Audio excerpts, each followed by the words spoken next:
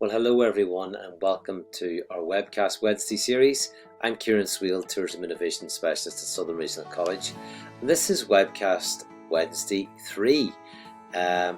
This is the conference review webcast where my colleague Caroline Chambers and I will review two recent conferences that we attended. I attended the Adventure Tourism Conference in Castleknock in Dublin, and Caroline had attended the Hospitality Exchange Conference in Belfast. And we're just reflecting on the conferences, what we learned, and trying maybe to share some thoughts, both as businesses and with students of hospitality and tourism across the island of Ireland.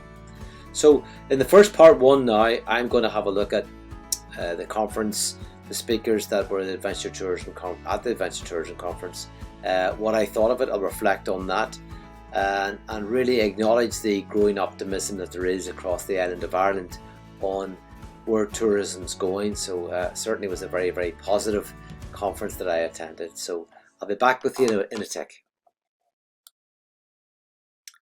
This really was a fantastic conference over 2 days, really action-packed. Gosh, we did so much in that time. But first of all, thanks Brendan and your team, Brendan, for putting on a fantastic event.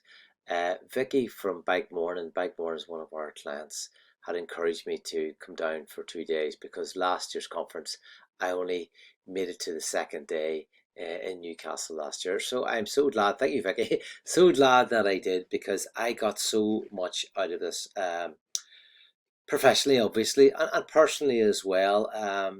It was super, really was. So for me, what made it was the lineup of the speakers in day 2, fantastic. The array of different activities that there were in day 1, and I would love to have done them all. I did the mountain biking and I did the hiking afterwards. There were so many other activities that you could have partaken in, but and I would love to.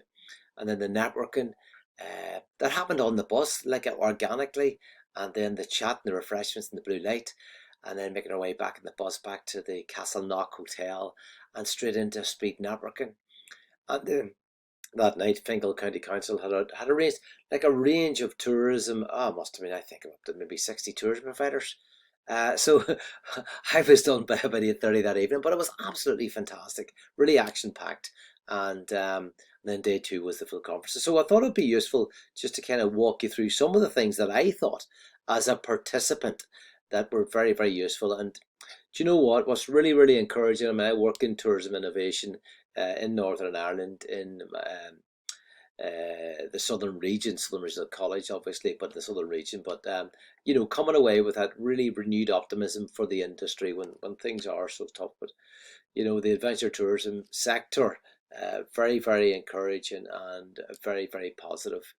So I thought it might be useful then to let's look at some of the activities. I meant to say it's important to acknowledge who supported the conference, and Fingal County Council, Fáilte Ireland, Tourism Northern Ireland, Tourism Northern Ireland here, Visit Dublin, Fair Harbour. And the activities then, the biking.ie with EI Adventures and Hilltop Treks, that's the three companies that helped me do my activities. But also then Hoth Adventures, Ireland's iFerries, Lazy Bike Tours, Rafting.ie, and the transfers were provided by the EI Travel Group and Vagabond Tours. And then the IAAT board obviously made all this happen. And the event itself was a force of nature. A force of nature. That was the title of it. I suppose coming back then to the day itself. On day 1, you had a range of activities, and these were all departing from the Castleknock Hotel slightly earlier than 10 a.m. but we got the bus. So option 1 was rafting and biking by Rafting.ie and Easy Bike Tours. Option 2 then was the hike and coastal cruise, Hoth Adventures and Ireland's Eye. And then option 3, which is the one that I availed of, was with EI Adventures, Hilltop Treks and Biking.ie. So we left Castleknock and then we were headed towards Castleknock. Beg your pardon. And this was our itinerary. and we arrived at Castleknock. Yes, it was about 10:30 when we got there. And thanks a million to Niall and his team at biking.ie, because they provided us with complimentary bikes. I availed of a hardtail, and it was fantastic. I have my own hardtail, but this was a superior, I can tell you. And a few of my friends, colleagues, availed of e-bikes, and yes, they found it easy to get up the first few slopes coming out of the trails. But I just want to say to Niall and your team at the Trails Cafe was fantastic. My first visit to Castleknock. I know Niall, you and your team at biking.ie, you're also down in Ballinasloe. And I do a little bit of mountain biking, probably more road cycling, but I'll make a point of, I will bring in my friends at home. We're in the Duffers from Carryduff, outside Belfast, County Down, and we'll come down and see you. I promise you that. So thank you very much for your hospitality here. So let's have a couple of photographs just to talk about the trails themselves. Yeah, I'll just run this little video. So this is my Strava file. It's about a 10k. Yes, it will be maybe 9.7k, I think, in total. Quite challenging, Niall. This was really, for me, interesting. Took me by surprise, I suppose, because I suppose if we have a quick look at the trail map, you'll see what I mean. I think coming out of it's certainly a red trail and a black trail, so maybe Castleknock not solely for beginners, although biking.ie provided excellent tuition for those in our group maybe who are relatively new to biking. But I would say it's probably slightly beyond beginners as a destination, but it's fantastic. It really is, and I understand that there's going to be a lot more or an extension to the trails from what I can understand. So we were there for about, I would say, for about an hour and a half maybe, and it was absolutely brilliant, brilliant fun on the trails. And yeah, there's Martin there. Yeah, Martin was chaperoning us. Martin, I should say thanks to Martin. Martin of Life Adventure and Bike Born. Martin was taking photographs and chaperoning us on, keeping us right, basically. So thanks for that, and hopefully that picture captures us. I mean, the views, we were so lucky that day to the views that we got, just absolutely superb. Really were. So we did that biking activity, and then we made our way back to the cafe for lunch, and lunch was superb. Really big chunky sandwiches and fresh homemade soup. And then we went on our way, and that's myself and Ursula. Yeah, Keith and Terry took us through then a lovely walk up to the Fairy Castle and beyond. It was about I would say a 5-6k walk, maybe even more. And thanks very much, Keith. Really enjoyed it. Again, giving us some stories, a little bit of history. Once again, we got fantastic views over Dublin Bay, and Keith put it through our paces, and lovely to come back to then to the Blue Light, where we had a very light refreshment, and we were there for a little while, and then we made our way back to the Castleknock Hotel. And to be honest, we were straight back in and into networking, and this networking session was absolutely superb. Really good. Thoroughly enjoyed it. So the networking then on the evening was facilitated by Broder Marketing, and just calling them up now. Yeah, that was facilitated by Broder Marketing, and it really was a great opportunity for collaborating. It was a speed networking event, and I met six. So I have obviously from the day I've loads of business cards, but I had 6 appointments, 6 5-minute slots, and it just flew. But really interesting. Some great people. I should say over the course of the 2 days, a special call out from Willie there at Willie's company is Willie Highland Midland Escapes, and also from Roger Kilkenny City Tours and Riverbend Adventures. Roger, I have to thank for guiding me back to the hotel on the next morning. I was staying further south, and he knew a few back roads. So thanks a million, Roger. But in terms of networking and the opportunities to do that, really, really, really good. Um, uh, you know, that depends on the setting the scene and getting the atmosphere right. And this is where the conference organizers, and I think I have to be congratulated on pulling that off, because it was just they just got it right. And very often that's down to experience. And no, it was just superb. And then we had the showcase event from Fingal County Council, and I met some really, really interesting businesses. Is that I was there for about I was there for about 45 minutes to an hour, and some really, really. I mean, again, I'm running through my cards here really quickly. I met Anne from Social Dining. She was really, really interesting. Kathy then from Connemara, the Wild Escapes. Pauline she was from Aramark. Seamus, yes, I had a good chat with Seamus. Seamus is from the Ireland e-bikes, and Sharon from Plug Marketing, and the old bike car. And these were all people that were at the showcase as well. You're just chatting to them. So no, it was really, really, really, really interesting. And I'm trying to look at my other card there. Yeah, there was a local company. I'll come back to them. But all in all, that day one was absolutely superb. So let's take a look now at day two. Day two of the conference then, and Brendan welcomed us back at 10 o'clock, and there was a real buzz in the room. I guess different than the first day, but you knew that just by the buzz of activity that there was going to be a lot happening. So John Quinlivan, he's Director of Economic Enterprise, Tourism and Culture Development. John outlined the new strategy for Fingal from 2023 to 2029, aligned to the Fingal Development Plan.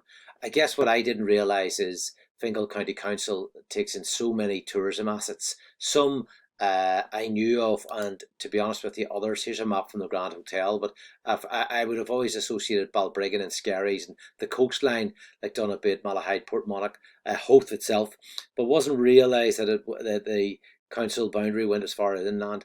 And there are so many tourist attractions. Obviously, here we are down here, and then Phoenix Park is also included. So, commitment from activities. Apart from the airport bringing in a lot of visitors, day visitors and overnight visitors, there's so many tourist attractions. The commitment to outdoors is really central to where the council's going. And John's comment he said about visitors, and also that where the council is going is, this notion of moving from illusions of electronic adventure to real experiences. And for me, that set the tone for the day, because that was this real experiences, soft tourism, how important adventure tourism is to the economy of the island of Ireland, North and South.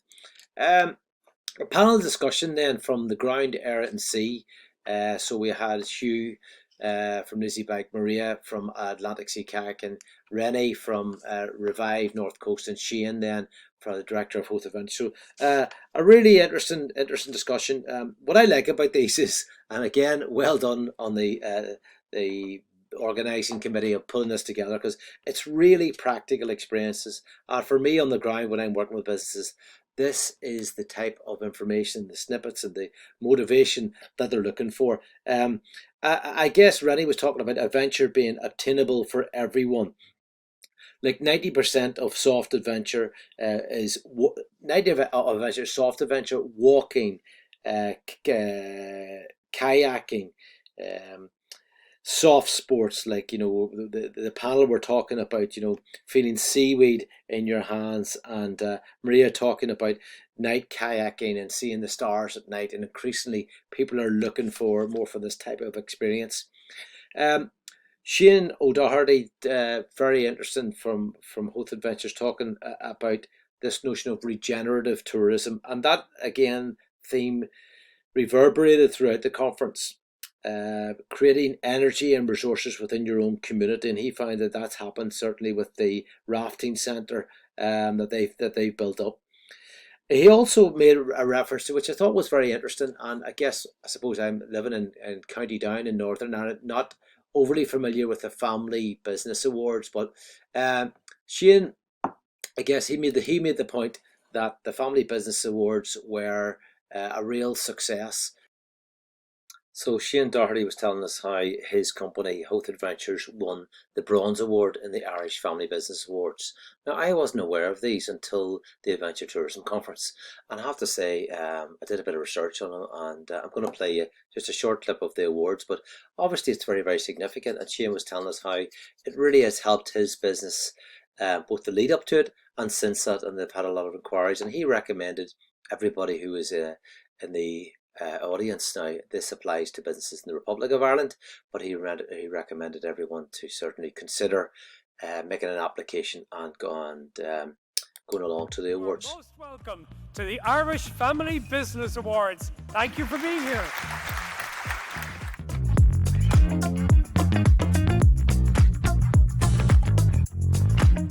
Family businesses in Ireland are the backbone of the Irish economy. They employ over 1 million people. I think family-owned businesses are at the heart of villages and towns across the country. I think they're a key ingredient in what makes a community a community. It's that part of the community that they serve and believe in that is so important for family businesses in Ireland. So this is Shane's company here, Hoth Adventures. They won the Bronze Award, but in the same category then, Shane Young's company, Killery Adventure from Galway, they won the Gold Award for the Sustainable Family Business of the Year. So there's two adventure companies. So if you needed proof that this is definitely working, here's a very good example. Brendan then provided us with an update on what the association have been doing.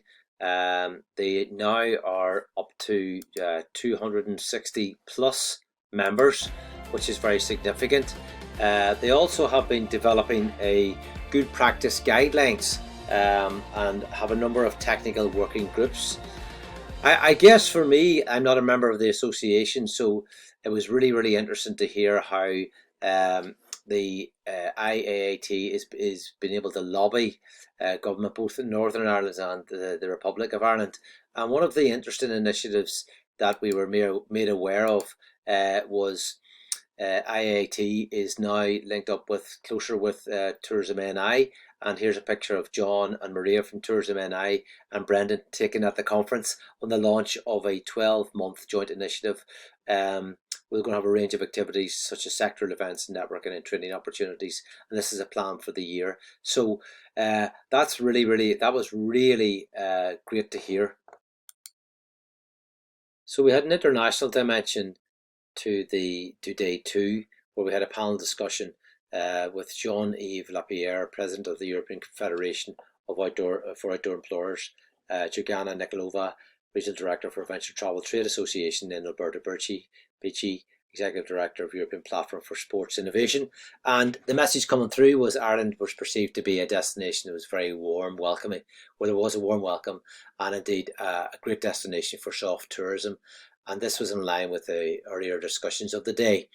Also, increasingly Ireland perceived to be a good place for learning English language. So this was a positive message to the audience. Jean-Yves then talked about there will be more opportunities from various EU funding pots for adventure tourism. The next panel discussion then was entitled Marketing Technology for the Activity Tourism Sector, and Emer Flanagan, from Away We Walk, facilitated this discussion. Really interesting. Andrea Carini, CEO of Fair Harbour, and then Chris Torres, he's Director of Tourism Marketing Agency and Entrepreneur. He's written a book, Lookers into Bookers. And then Orla O'Rourke, for the Head of Industry Digitisation from Fáilte Ireland. And Orla's, I suppose, point was that in 2021 you only had 1 or 10 businesses have facilities to connect to the third-party platforms, but that is now changing very quickly. And the last 2 years, Fáilte Ireland has had a very successful digital transformation programme, and now starting to see results of this. Chris made some very salient points. Talking to survive now as a tourism company, you need to be a media company to be able to tell your story. Anybody who's an adventure tour operator is also a tour guide. Every guide is a storyteller. The group then went on to discuss about micro influencers and who they could be. And Chris was talking about looking for content creators as opposed to influencers. Go where your customers are. Interestingly, this discussion focused around YouTube and the importance of YouTube. Still a very, very valid channel, being owned by Google, but really, really important channel for tourism companies to consider. Acknowledging that TikTok and Instagram still, and Facebook and LinkedIn are still going to be important. Then a conversation around AI emerged, and Chris was led on this, really talking about AI, I suppose, will result in having a totally connected trip for the customer. Every part of the journey is going to be connected, but this in turn presents really interesting opportunities for tourism businesses to target the next part of the trip. And I used the example as if you're in a taxi from the airport going to your hotel, how tourism operators could be, through AI, would be able to target what you might thinking about doing for the next 2 or 3 days. And then maybe on day 2 of the trip, inside of the car could be rebranded using AI, advanced marketing tactics. He quoted examples of this is happening in San Francisco and also in Dubai and more recently in Edinburgh. So there's no doubt that one of the emerging themes of the conference was AI, and that's not unlike other industries at the moment where everybody's working out what AI is and how it's going to impact their business, how it's going to help them in their business. And this is what I think Chris was saying, embrace it. The discussion went on to talk about cars, and maybe we'll not need a car in 10 years time. So that was very useful. And even making the point about, from adventure tourism, our market really is is massive. We just need more time to kind of think about that and be more strategic on what we're trying to do. So a really, really, really interesting discussion that which led us nicely into lunch. Then in the afternoon we had a panel discussion, so tourism leaders on the road, and we had Alice Mansur, for recently just the CEO of Tourism Ireland, John McGrillen, CEO of Tourism Northern Ireland, Orla Carroll, Product Director of Fáilte Ireland, and then Shane Young, Chair of IAAT. Really, really interesting discussion about where they see tourism. Tourism has been, and where the participants continue to talk about how Ireland has, as an island, has real pride in the landscape, has the potential to be a real player on the world stage for adventure tourism, and how sustainable tourism increasingly is going to be more significant, and again a recurring theme throughout the conference. So in the audience listening to the strategic leaders of tourism, it's great to see agreement, collaboration from Fáilte Ireland, Tourism Ireland and Tourism NI, and certainly from listening to this I would be very optimistic.